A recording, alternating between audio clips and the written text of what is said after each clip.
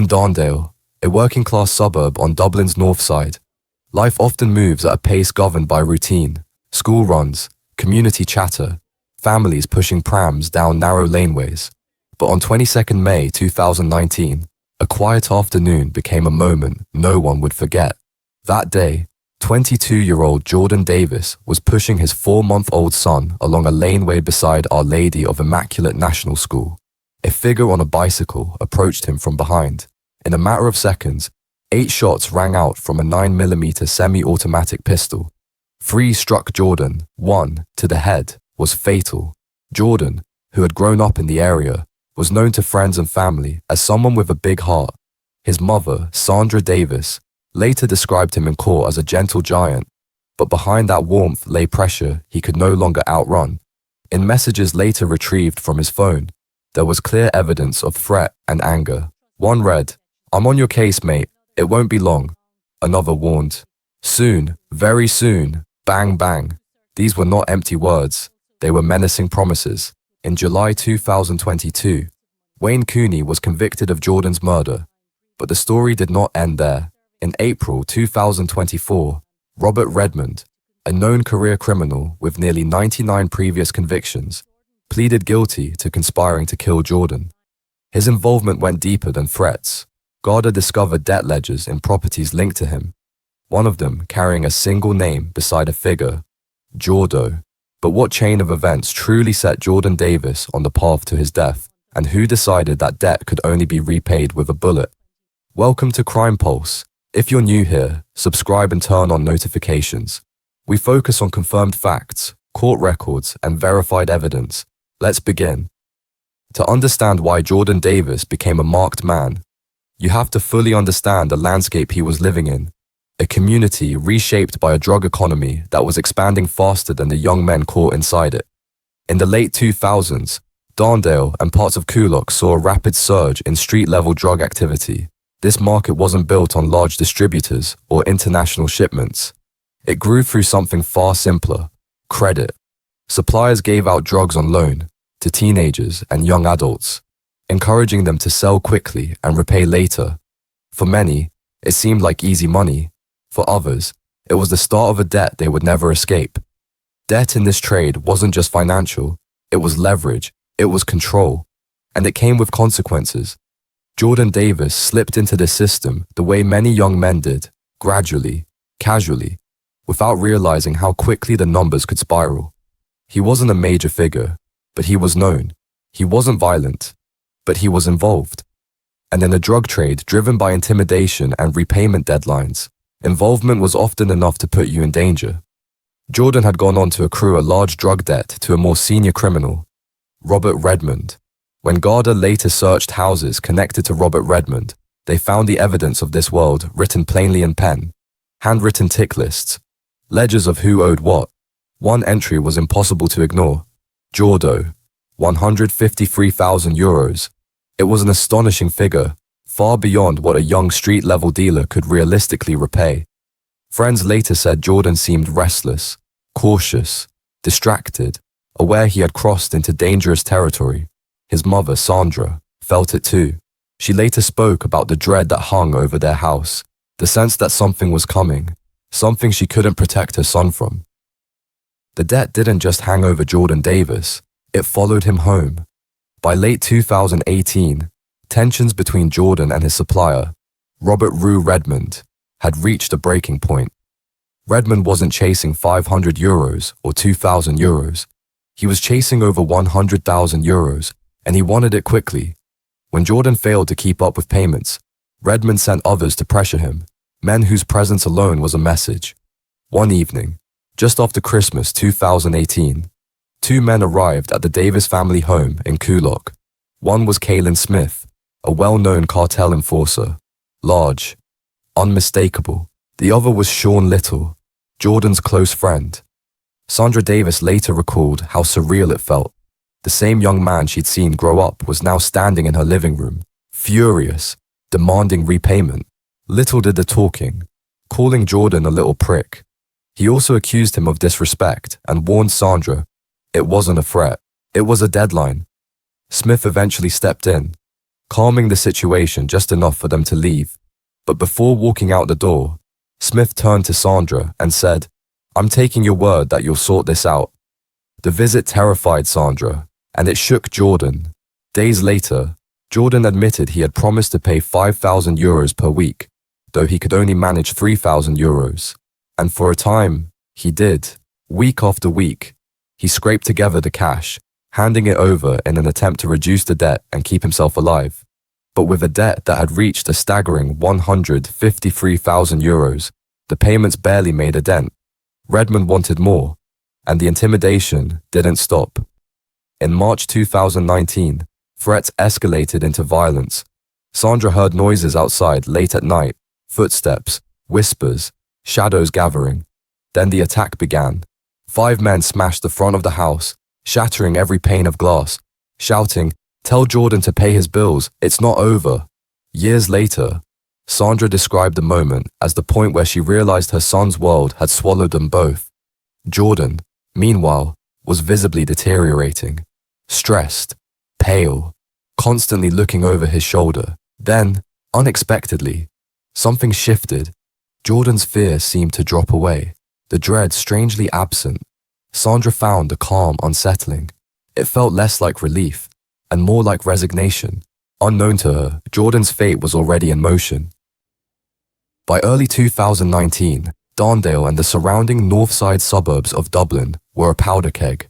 The drug debts, intimidation, and rivalries that had shadowed Jordan Davis for months were now erupting into outright violence. A series of murders over a few months made it clear nobody in the underworld was safe. The chain of violence began on 17 January 2019 with Zach Parker, a 23-year-old small-time dealer. Parker had fallen behind on his payments to the Gucci Gang, a faction aligned with the international Kahan cartel. On a cold morning in Swords, he was shot dead while sitting in his car outside a local gym.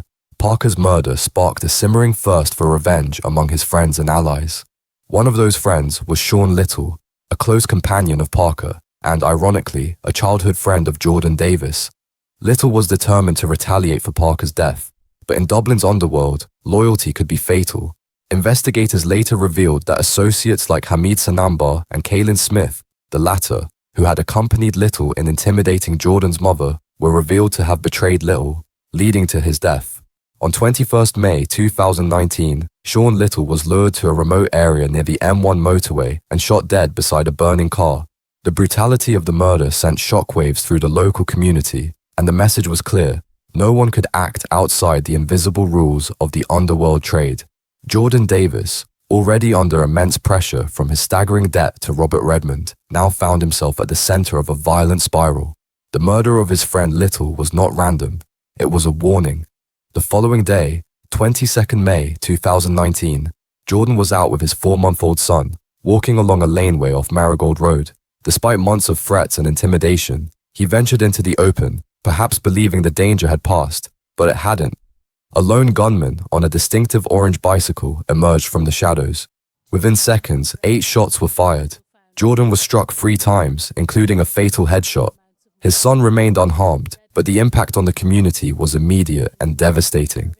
The violence continued, and on 28th May 2019, Hamid Sanambar, 34, was shot 5 times in the head in the driveway of Shah Little's home on Kilbarron Avenue, Coolock. Sanambar, an Iranian hitman linked to the Kinahan cartel, had arrived for Little's wake when he was targeted. He was killed in revenge by Little's and Parker's associates, who blamed him for Little's death for setting him up. Sanambar's loyalties had been shaky, and living in Clonshaw, he had made enemies in every direction. Months later, on 24th of November 2019, Ian Boylan was shot 6 to 9 times, including headshots, in his front garden on Clonshaw Avenue, Coolock, just 300 meters from where Sanambar had been killed. Boylan, a street-level dealer and close friend of Parker, Little, and Davis, had survived previous attempts on his life.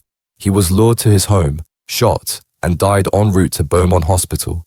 Investigators believe his murder was connected to the fallout from Little's killing, for unpaid debts, perceived betrayal, or comments he had made about the feud. His death served as a grim continuation of the chain. The murders of Zach Parker, Shah Little, and then Jordan Davis revealed a chilling pattern. a feud fueled by debt, betrayal, and vengeance, executed with surgical precision. Each killing was not just retaliation, but a signal, a violent reminder of the consequences of crossing the wrong people in Dublin's underworld. In the wake of the Darndale killings, Garda faced a complex web of violence, deception, and criminal networks. The murders of Jordan Davis and his associates had sent shockwaves through the north side of Dublin, but investigators were determined to trace every connection, every message, and every footstep that led to the shootings. Early leads focused on the distinctive bicycle captured in CCTV footage at the scene of Jordan's murder. The cyclist had been observed in the area days before the attack, monitoring Jordan's routines. Witnesses familiar with the community identified him as Wayne Cooney, a 29-year-old from Talot and known associate of Robert Redmond. Cooney also had personal connections to the Redmond family.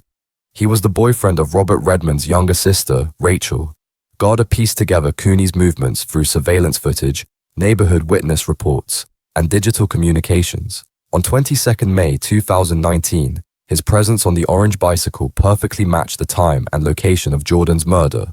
The precision of the attack, 8 shots fired in seconds, pointed to a professional execution, consistent with Cooney's criminal history. Within weeks, Wayne Cooney was arrested. The case against him was methodically built. CCTV, eyewitness testimony, and messages linking him to Robert Redmond showed a clear orchestration of the attack. By July 2022, Cooney stood trial at the Central Criminal Court. The jury heard of his prior criminal record, his experience with violent enforcement, and his calculated approach to the killing. He was convicted of Jordan Davis's murder and described by the court as an extremely dangerous individual. Cooney received a life sentence, ensuring that the man responsible for the execution would be removed from the streets.